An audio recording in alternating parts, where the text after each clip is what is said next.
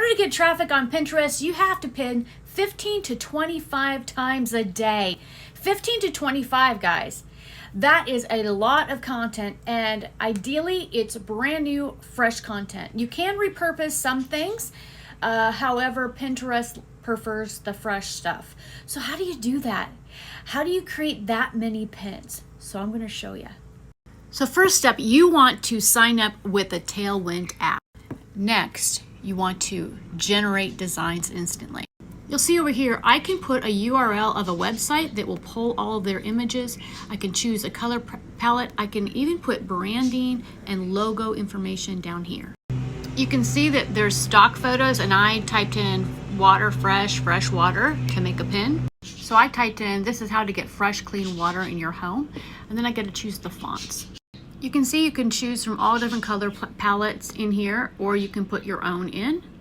And then you can see that instantly I have just a million different options I can choose from.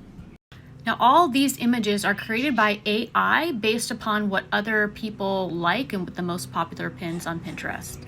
If I choose a different image, you can see I get brand new options to choose from. I kind of like the Arctic. So once I select the image that I like, it then gives me the option for Facebook, Instagram, and a story. So I can instantly create 4 different posts for 4 different social media platforms in all of the sizes, ready to go. Then it simply brings me over to a scheduler. All I have to do is fill in the information and decide when I want to schedule it, put all my SEO in here and the right links, and we're ready to go.